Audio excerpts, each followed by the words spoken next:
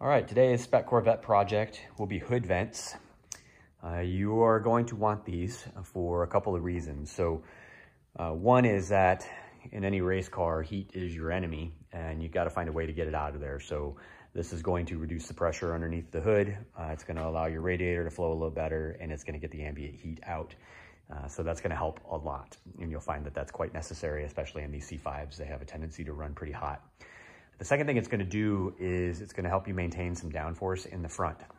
So with pretty much any car underneath it, you've got vacuum, or you're going to try to keep as much air out from underneath it as you can and have it flow over the top of the car. That helps you to produce downforce. So the more you can get the air that's coming through your radiator to exit out the top of the hood, the more you're going to be able to maintain that vacuum and get yourself some extra downforce. So it does actually make a big difference, especially in a spec class. So I highly recommend that you run these, although they are not required for the class. You don't have to have them in there, but it is going to make a big difference for you. So anyway, the kit comes with templates. It also comes with a good set of instructions that explain all your measurements and how to put them in. However, it's still going to be one of the more anxiety producing things that you do, simply because the C5 is a really pretty car, and I don't know, it's just tough to want to cut holes in that beautiful hood. So my dad taught me to measure twice and cut once. The first time I did this, I probably measured 1,000 times and fortunately got it right. Hopefully this time will be a little bit less anxiety producing. Hopefully for you, maybe between this video and the instructions from Trackspec, it won't be such a big deal. So I will tune out here. I'm going to start to tape up the hood per the instructions and get my measurements down, and I'll cut back and forth to hit some of the key points. All right, I've got my templates on, and let's see, the things that you need to know are, like they say in the instructions, you're going to run your tape down roughly down the center line and then mark your center line. I did mine with pencil, and you can kind of see it on there. When you measure, obviously you're going to pick a side and run your tape measure, say from the passenger side to the driver's side, and make a mark. Now, the thing you're going to want to do, though, is then flip it around and run it from the other side. So then run from the driver's side to the passenger side and check your mark. Odds are they're going to be a little bit off, and if they are, that's okay. Just split the difference between the two marks, and that's your center line. So you'll make several of those marks running down the hood, and then you'll just basically connect the dots with a straight edge. Now, because the hood's curved, a rigid straight edge is going to make it kind of a challenge to get a good, nice straight line. So if you have something flexible, that'll help out. I ended up using a piece of sheet metal that I had along the shop that wasn't jagged, so it wouldn't scratch the hood. So whatever you've got should be able to make do. Now over here on the side vents, they can be a little more insanity producing if you let them, but they don't have to be. So I did a couple of things to make this install a little bit easier, or getting these templates lined up a little easier than they were for me the first time, because I got in my head way too much the first time. So what I did here, first off, is I noted that these edges marked B down here and C up at the top, those 2 points are going to be 1 inch in from the outer edge of the hood. So just to make life easy for myself, I took a 1-inch piece of painter's tape and I just ran it down along the edge of the hood so that I could find that line pretty easily. The next thing is that you're going to be 6.5 inches up from the headlight opening. And the headlight opening is curved, so that's a place where you can make yourself a little bit nuts. So I just picked my spot. I used the outside edge, and I laid down a piece of masking tape up here so I could make a mark on the hood. So I just measured 6.5 inches up to here, right where that lower edge is going to be, and I made a mark. And so using that point at 6.5 inches up and 1 inch in here at point B, and then 1 inch in up here at point C, that basically aligns your side vent, and it's gonna bring you into spec. So at that point, you can tape it down. Again, noting that the hood is curved, so just try, and the template is flat, so you just have to try to make everything kind of conform, and then tape down your outside edges.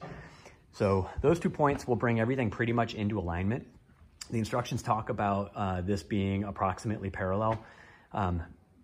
Don't blow your mind trying to figure out whether or not they're actually parallel, because it doesn't matter. They're not going to be exactly parallel, but that's okay. They're going to be the way they need to be as long as you focus on those 2 points on the outside.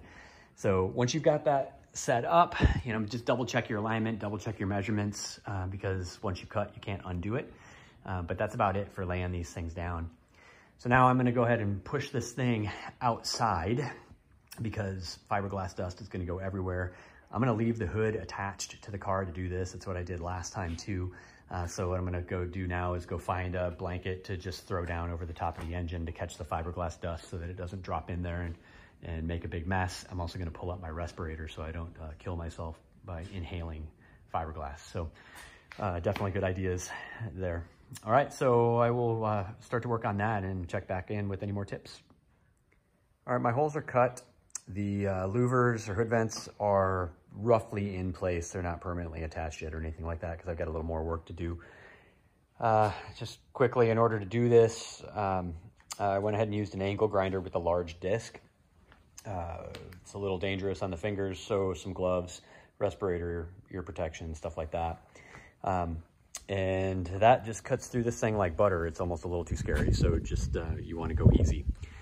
So anyway, once you get your holes cut, then the next thing to do here is just kind of mock up your hood louvers and get them more or less in place. So on the centers, what I did is I just went ahead and I drilled my holes for the 2 center rivets, and I used the rivets to hold them in place. So on the templates, there's actually a guide, like a pilot marking for the holes. They're kind of close, but they're not exact. So I would not suggest that you just use those to drill your holes, but you can use them to kind of help line up the hood vents. And then really what I was doing is I was using my center line that I still had in place along with these center holes to get myself lined up and those measurements. And then using my vents in place, I used the vent itself as a guide to drill my 1/8 inch pilot holes and get those rivets in place. Over here on the corners, similar thing, but what I did is I relied on the corners where I used my measurements. So I peeled back my tape so that I could see, again, the pilot markings in the templates. And I used the pilot markings in the templates along with the edges of the templates to get my hood vent aligned. Did a sanity check to make sure that everything lined up properly, and then went ahead and drilled those pilot holes and got everything held in place on both sides. So depending on how particular you are, you could be done at this point and you could rivet them in. I am not going to be done, so I'll zoom in and show you why. So as I look through these, you can see some areas of the hood underneath that just show through because of the white contrast. And if you look here, you'll see where I still have blue painter's tape, but because this car is silver, I'll have a little bit of silver poking through there. So what I'm gonna do next is actually mask this thing off. And I'm gonna do a little bit of painting just to cover up these edges so that they'll be black. And also to the underside so that the little edges here that you'll be able to see by looking through, as well as the supports, will also be black. So they'll just blend right in. You can kind of see what I'm talking about from back here. I'll also mask this off a little bit to just clean it up some, file out the edges and make them nice and smooth so I don't catch myself on anything and all that. So with my pilot holes drilled anyway, I'm just gonna remove these and then get to work on that masking. So I'll check back with you in a sec. All right, not much to say about this. With the hood vents removed, I went ahead and masked things off and then threw a little bit of that satin black, same stuff I used for the roll cage, down after I prepped the paint, cleaned it up and scuffed it up a little bit. So I did unmask the center part and paint that, and then it's a little tough to see, but basically left myself just a real little line around the outside that's black, and then made sure that the bits under the hood were all covered in black so that you won't be able to see them, or they won't stand out at least through the hood vent. So that's the deal there. As this stuff dries, I'm gonna go ahead and pull the masking off and then go ahead and get the hood vents in. All right, here's the finished product. The vents are in, they're riveted in.